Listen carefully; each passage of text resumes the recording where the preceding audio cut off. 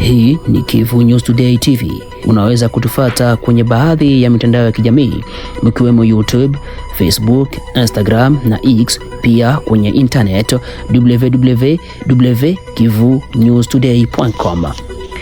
Wasikilizaji hata watazamaji, karibu kufuata habari muhimu zilizounda juma hii. Kwa utangazaji ni mimi Bionfi, tumsifu. Mjini Goma, gavana wa jimbo ya Kivu Kaskazini, Bahati Musanga Erasto, alitembelea mwanamke aliyezaa watoto 4 kwenye hospitali kuu ya jimbo ya Kivu Kaskazini Ijumaa tarehe 9 Januari 2026. Katika matembezi hayo, gavana alitoa msaada kwa mwanamke huyo na akaahidi kugharamia malipo ya hospitali kwa jamaa ya watoto hao. Kwa upande wake, mwanamke huyo alionekana kuwa na furaha hapa akisema, Mimi nashukuru sana kwa presence yake. Mungu ambariki sana. Mungu alinibariki na watoto 4.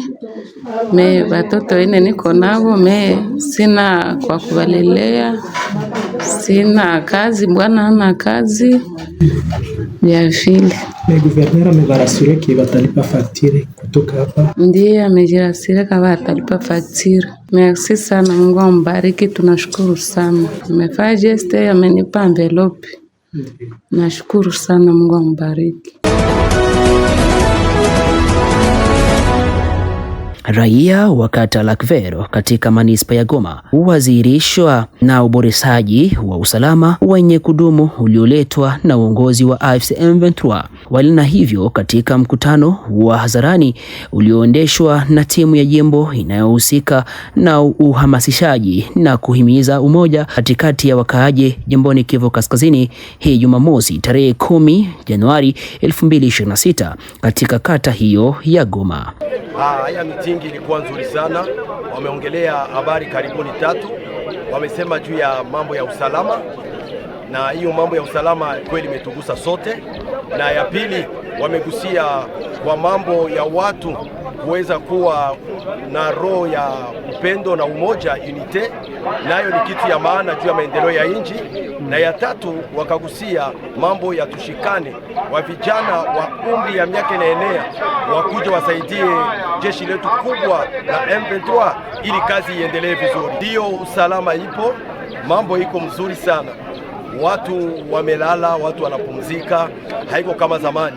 Zamani palikuwa shida kulala, kutembea hata usiku magharibi, kurudia kutoka kazini, mtu alikuwa na wasiwasi. Lakini kwa leo unaweza tembea kwa wakati wote, kwa muda wote, na hakuna mtu atakusumbua. Unalala, hakuna hata risasi moja inalia tena.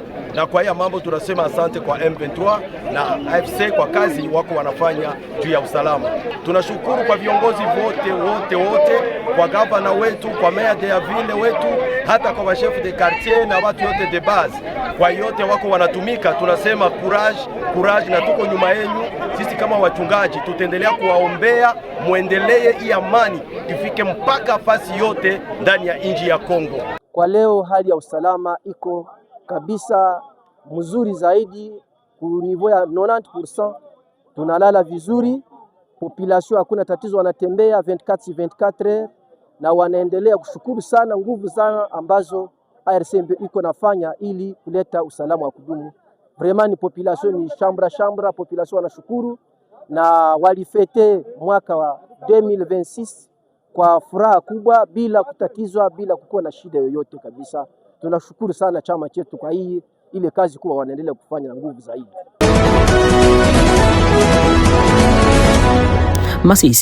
Masisi Zone, eneo ipatikanayo katika wilaya ya Masisi, takriban kilomita 70 na mji wa Goma, makao makuu ya Kivu Kaskazini, ni mahali ambapo bomu iliyorushwa na ndege ya vita ya jeshi ya Kongo FARDC na kuua wengi kati ya wakaaji, wengine kuumia vikali. Hayo yalitokea mnamo tarehe 2 Januari 2026 saa 8 za mchana, kama vile anavyonena mshuhuda huyu alipozungumza na idhaa ya Kiswahili ya Kivu News Today. Sisi centre ku chef-lieu ya territoire ambako kulipatikana ajali ilikuwa siku ya 5 tarehe 2 mwezi wa kwanza mwaka 2026 na ilikuwa saa 8 na dakika 20 tukasikia bomu inapiga na hatukujua ilipiga wapi. Kutoka mumanyumba tuko tunakimbia, ndipo tulikuwa kusikia wanatuambia kwamba drone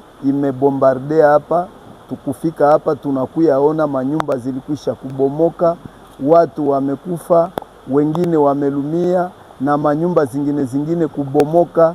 Basi tukakuya kuona, tunauliza, tunapata uhakika kwamba ni serikali ya Kinshasa ambayo imekuya kubombarde population hapa. Hii base ya World Chad, na kulikuwa na soko iko hapa pembeni. Humu hamkukufa mtu, lakini watu wa pembeni humu msoko mulikufa wazee, mkakufa watoto wa minere, mkakufa wanafunzi vile. Ndio ajali ilitupata hii. Na sie ni mshangao mkubwa sana, kwa sababu tulikuwa tunajua sawa vile wanasema watu wa serikali ya Kisekedi ama serikali ya Kinshasa, tunawazia kama wanasemaka wako wanapigania raia na mali yake, lakini ni uongo, na tunawaona kama ni wajinga sana, sababu mtu mzima mwenye anajua maana ya raia na mali yake hawezi kufanya vitendo kama hivi. Chama cha AFC M23 wakati tulipana habari kwa viongozi wetu wa ngazi za juu, walikuja haraka sana na kukuja kutupatia pole. Ndani kukiwa administrateur wetu wa Masisi, mheshimiwa Emmanuel Ndize Rutebuka, alikuja hapa kwa haraka na kupatia watu pole na kuwaambia kama haya mambo yanakuja, lakini ni uongozi mubaya, ila tunatafuta kufanya mapinduzi ili uongozi mubaya uondoke. Na mpaka hivi sasa chama cha AFC M23 kilisaidia sana. Tumaliza habari zetu hapa mjini Goma. Kikundi Nyendawagira mianza rudishia watu pesa zao tangu juma inayokwisha. Hatua hiyo imefikiwa baada ya wanamemba wa kikundi hicho kupeleka malalamiko yao kwake liwali wa jimbo ya Kivu Kaskazini na kumuomba kuagiza uongozi wa shirika Nyendawagira ili aweze kurudisha pesa za wakaji.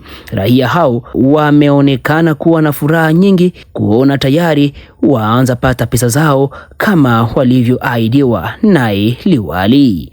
Raia wa Goma walioweka pesa zao katika kikundi Nyendawagira wameanza tayari kupata pesa zao baada ya siku nyingi ya masito. Hii ni baada yake liwali wa jimbo ya Kivu Kaskazini Bahati Musanga Erasto kuingilia kati swala hilo na kuagiza uongozi wa Nyendawagira kurudisha pesa za raia. Hawa ni wakaji ambao tumekutana nao hapa wakiwa na furaha nyingi kuona wamepata pesa zao, huku wakiridhishwa na hatua yake liwali wa jimbo. Depoza kaumu Munyenda sasa bali escroquer makuta zetu, guvernera ke intervenir. Sasa tuko mu system ya kukuya retire zenye tulitia ndani. Furaha ni tere parce que unaona nawe tulikuwa deja hatuna espoir ya kupata zile makuta. Kwa sasa njoo hizi we binafsi unashuhudia. En tout cas félicitations et courage et bon service, aishi milele. Juni kwa ajili yake njoo tumepata hizi makuta. Asingelikuwa gouverneur vraiment kama tungelirudia mikono tupu. Ndiyo wako na turudisha wakonde moyo wako na murudisha zake. Mie zangu nimezipata njoo hizi. Nafurahi sana sana sana. Juu nilikuwa sema saizi zilishakuliwa. Umepata ngapi? Mimi napata $220. Nakusema ulikuwa na konte moja. Nilikuwa na konte moja. Guvernere mumwambie abarikiwe aishi milele.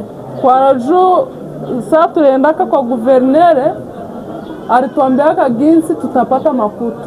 Atafaa tuma possible tupate makuta. Sasa tuko na zipata. Mimi nafurahi juu nimezipata. Ni neema ya guverneri mwalitufanyia hii muradi. Ndio umetugombania juu tuzipate. Papa guverneri, Mungu akubariki juu umetugombania kupata hizi makuta. Papa guverneri ametusaidia sana. Tutapata pesa yetu kabisa. Mungu ambariki sana kwa yeye amefanya. Juu ametusaidia sana, juu bila guverneri mwenye tuko naye leo, guvernment tuko na guvernment mpya leo, bila guvernment tungepata hii pesa. Ni shuruti gani kwa watu wanaorudishiwa pesa zao kwa sasa?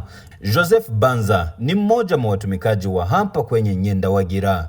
tuko narudishia kila mtu mwenye alitiaka makuta yake mu rezo Nyendawagira, na tulianzia kumutu mwenye iko na konte moya mwenye haka wai retire depuis systeme na existe. Bo hakuna condition yoyote, seulement ke mutu mwenye iko eligible kutwala makuta ifaa kuye na kitansi yake, akuye na fotokopia carte de lecteur, na tumutafute mu systeme tupate kama alishaka depose. Efrem Rupanzura, kiongozi wa shirika Nyendawagira, asema kwamba pesa wanazolipa wakaaji ni gaji waliokuwa wameweka kwenye benki ya Kadeko mjini Goma. Hii pesa yenyewe wako wanapokea kwa sasa ni pesa ambayo imeweka kwenye Kadeko kama garanti, yenye mimi mwenyewe directeur nimefanya retrait, na kwa sasa iko inagabuliwa pale kumezo yetu Nyendawagira, na iko kufaver ya wa klia wetu, na nina imani na ninahakikisha kwamba wako wanazipata kama tulivyoandaa.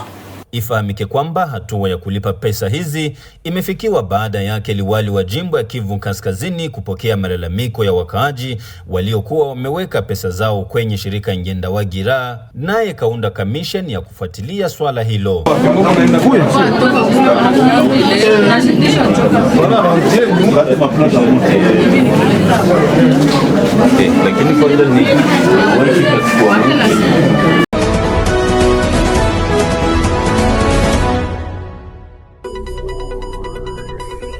Na ni hapo tunafika mwisho wa matangazo yetu siku ya leo.